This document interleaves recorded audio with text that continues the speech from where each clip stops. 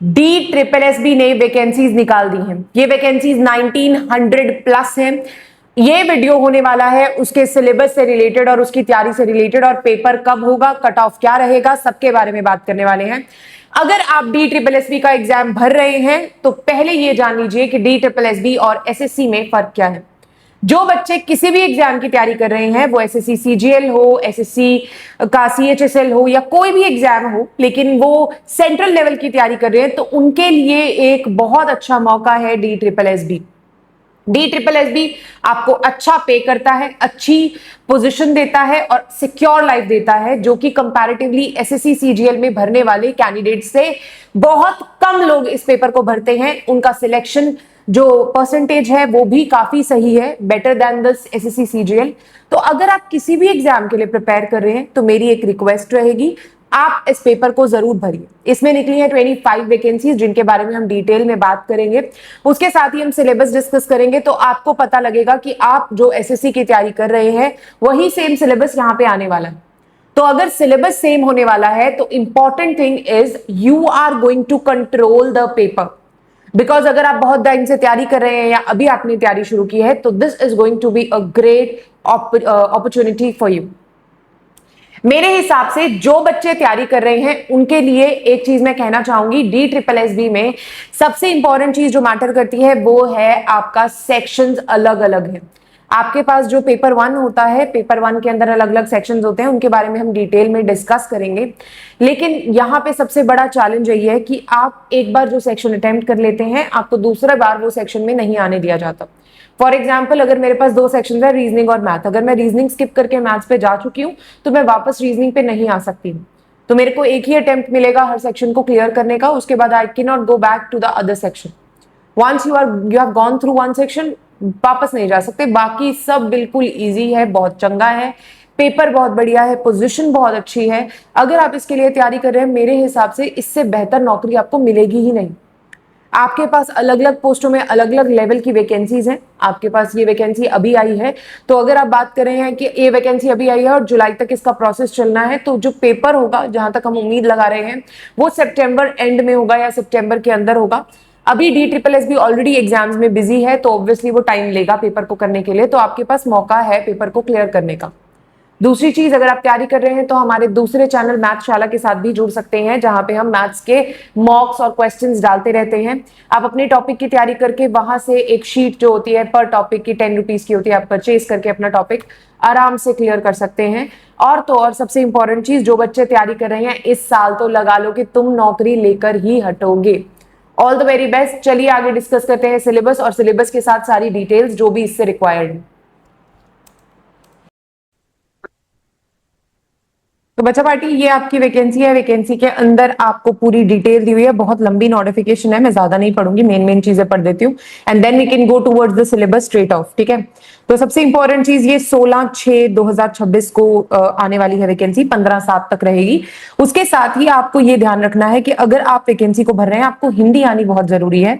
हिंदी एक important part है इस जॉब का, तो ये ध्यान में रखिएगा कि अगर आपने हिंदी मैट्रिक तक एटलीस्ट कर रखी हो।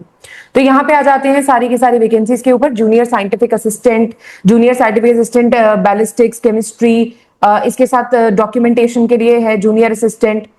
इसके साथ 25 पोस्टें जुड़ी हैं। इवन डाटा एंट्री ऑपरेटर की भी वैकेंसी है, जहां पे हम बात करें, डाटा एंट्री ऑपरेटर की वैकेंसी है, असिस्टेंट की वैकेंसी है, TGT की वैकेंसी है। तो इनकी टोटल 1979 पोस्टें हैं। और अगर मैं बात करूं इनके कट ऑफ की, इनका जो कट ऑफ है वो डिफरेंट जाता है, पर नो डाउट हाई होता है। पर इसमें कंपटीशन कम होता है, क्योंकि बच्चे बहुत कम अप्लाई करते हैं इसके लिए। जो बच्चे इसके लिए अप्लाई करते हैं उनका थोड़ा सा ये रहता है कि वहां पे कम स्ट्रेंथ रहती है, तो पेपर जल्दी क्लियर होने के चांसेस रहते हैं बच्चों के। अब यहाँ पे बात करते हैं सबसे इंपॉर्टेंट, जो मोस्टली दिल्ली के बच्चे हैं वही इसके लिए अप्लाई करने वाले हैं। यहाँ पे आपको डिटेल्स दी हुई हैं कि आपकी एज क्या रहेगी। 18 to 27 सबके लिए है, कुछ एक पोस्टों के लिए 18 to 32 भी है, और जो पोस्टों के लिए है वो देख सकते हैं अपनी पोस्ट और क्वालिफिकेशन चेक ऑन कर सकते हैं। और जो टेक्निकल पेपर्स हैं वो अलग है, जो नॉन टेक्निकल पेपर्स हैं वो डिफरेंट है। ठीक है, तो एजुकेशनल क्वालिफिकेशन दे रखी है, आप चेक कर सकते हैं। लेवल 5 पे स्केल है, और पे स्केल सबका डिफरेंट है। नंबर ऑफ वैकेंसीज आप चेक ऑन कर सकते हैं। मैं ज्यादा डिटेल में नहीं जा रही हूँ क्योंकि वो वीडियो को और बड़ा कर देगा। जो इंपॉर्टेंट है सिर्फ वही बताऊंगी। तो ये बेसिकली आपके पास जो वैकेंसीज है वो दी हुई है, क्लियर आप देख लीजिए कि आपके लिए कौन सी वाली वैकेंसी, कौन सी वाली आपके एजुकेशनल क्वालिफिकेशन के साथ मैच करती है। ठीक है, तो ये आप चेक कर सकते हैं खुद से। आपको एक बार तो देखो पीडीएफ पढ़नी पड़ेगी बिकॉज इसके अंदर बहुत इंपॉर्टेंट चीजें हैं। DSSS की बी की एक बात मैं कहना चाहूंगी, इनका पे स्केल बहुत बढ़िया होता है।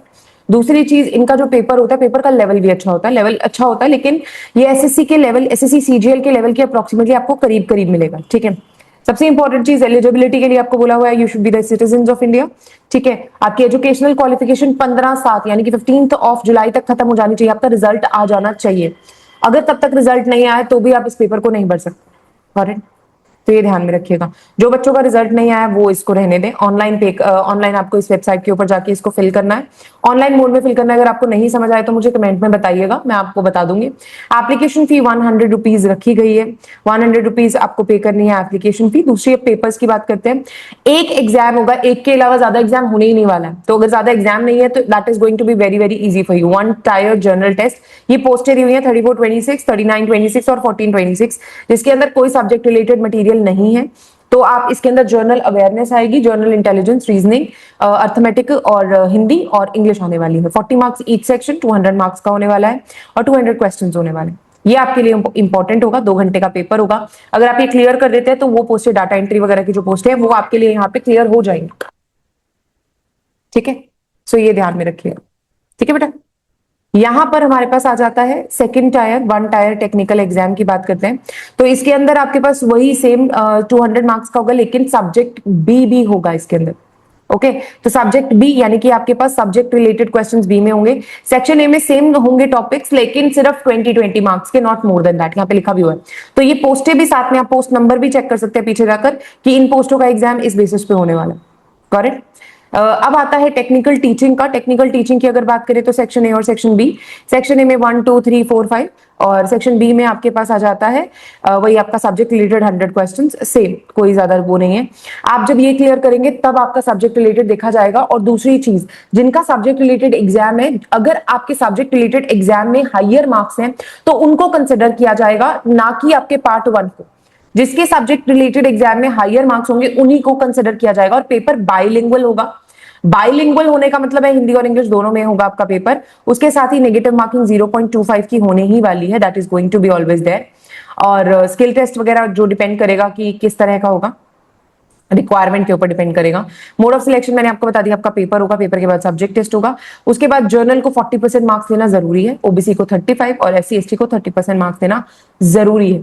अगर ये नहीं लिए जाएंगे तो आपका काम भी नहीं होगा। ठीक है, in case of 1 tyre technical exam, subject specific section has the highest merit. ये चीज आपको कोई ने बताया, किसी ने नहीं बताई। तो जो सब्जेक्ट रिलेटेड या टीजीटी वगैरह की प्रिपरेशन कर रहे हैं उनके लिए सब्जेक्ट स्पेसिफिक होना बहुत जरूरी है। ठीक है, और ये इंपॉर्टेंट चीजें थी जो आपको पता होनी चाहिए थी इस एग्जाम के बारे में। बाकी आप चेक कर सकते हैं अपनी पूरी की पूरी डिटेल्स अगर आपको कुछ लगता है। तो बच्चा तभी सिलेक्ट होगा जब वो टायर 1 क्लियर करेगा। क्लियर करना जरूरी है, मिनिमम मार्क्स मैंने आपको बता दिया। एज रिलैक्सेशन ऑब्वियसली है, सब में है। ठीक है, उसके साथ ही जर्नल इंस्ट्रक्शन दिए हैं, ये सब सेम होती है, कुछ ऐसा नहीं है जो मेरे को स्पेशली आपको बताना पड़े। नीचे एनेक्सर्स है, you can go and check. And now let's go to the syllabus. जब मैं सिलेबस की बात करती हूँ तो DSSSB के सेक्शन की वेटेज आपको पता है। यहाँ पर आपके पास आ जाता है न्यूमेरिकल एबिलिटी का, ये मैं अपने टेलीग्राम ग्रुप में जरूर डालूंगी। यहाँ पे बॉर्ड मार्क्स और सिंप्लीफिकेशन के 2 से 3 क्वेश्चन, ये 20 मार्क्स के हिसाब से, अगर 40 मार्क्स के करें तो क्वेश्चन का नंबर डबल कर लीजिएगा। ठीक है, डाटा इंटरप्रिटेशन, परसेंटेज, रेशियो और रेशियो प्रपोर्शन, पार्टनरशिप, ये आपके हाई इंपॉर्टेंस से लो इंपॉर्टेंस तक किए हुए हैं। हाई इंपॉर्टेंस में आपके पास simplification, data interpretation, percentage, ratio proportion आ जाता है। मीडियम में time work, simple interest, average and number system. Low में आपके पास मेंसुरेशन, स्पीड, टाइम, डिस्टेंस के क्वेश्चंस हैं, जहां पे जिनका क्वांटिटी ऑफ क्वेश्चंस काफी कम होगा। तो अगर आपको ज्वाइन करना है तो आप हमारा टेलीग्राम चैनल ज्वाइन कर सकते हैं, जहां पे मैं मैथ्स पढ़ाती हूँ, तो वो आपके लिए बेटर रहेगा। जो बच्चे पढ़ते हैं वो ऑनलाइन कहीं से भी पढ़ सकते हैं, लेकिन आपको शीट्स, जो वर्कशीट्स हैं, जो काम है, वो वहां पे मिल जाएगा पर चैप्टर, वहां पे आपके पास है। और कुछ इंपॉर्टेंट क्वेश्चंस का हमने निचोड़ निकालकर उनके 125 क्वेश्चंस फ्रॉम पर चैप्टर की शीट बनाई है। वो शीट आपकी सफिशिएंट, आपको 400 500 क्वेश्चंस बार बार करने की जरूरत नहीं है। आप उनको अगर 2 बार प्रैक्टिस करें तो आपका काम इजीली हो जाएगा। ठीक है, तो वो शीट आपको परचेज करनी पड़ेगी। पर टॉपिक 10 रुपए की शीट है, सिर्फ आपको परचेज करनी पड़ेगी, आपको उसको करना पड़ेगा। उसके साथ ही अगर आपको कोई डाउट आता है, पर्सनली मुझे मैसेज कर सकते हैं टेलीग्राम के ऊपर। जनरल इंटेलिजेंस और रीजनिंग एबिलिटी की मैं बात करूं तो हाई इंपॉर्टेंस के टॉपिक्स आपको दिए हुए हैं, series and coding, blood relations और syllogisms and Venn diagrams, analogies and one odd one out. Medium importance non verbal reasoning और वर्बल रीजनिंग दोनों आने वाली है, तो सिलेबस आप चेक कर सकते हैं। जनरल अवेयरनेस की बात करूं तो current affairs are going to be the main part, Indian polity and constitution every very important. Sciences से रिलेटेड क्वेश्चन जरूर होने वाले हैं, केमिस्ट्री, बायोलॉजी, फिजिक्स, ये सब टॉपिक्स होने वाले हैं। ये 10th तक के टॉपिक्स आपके कवर अप होंगे। यहाँ पे मीडियम इंपॉर्टेंस दी जाएगी इंडियन हिस्ट्री को, ज्योग्राफी को और आर्ट एंड कल्चर को।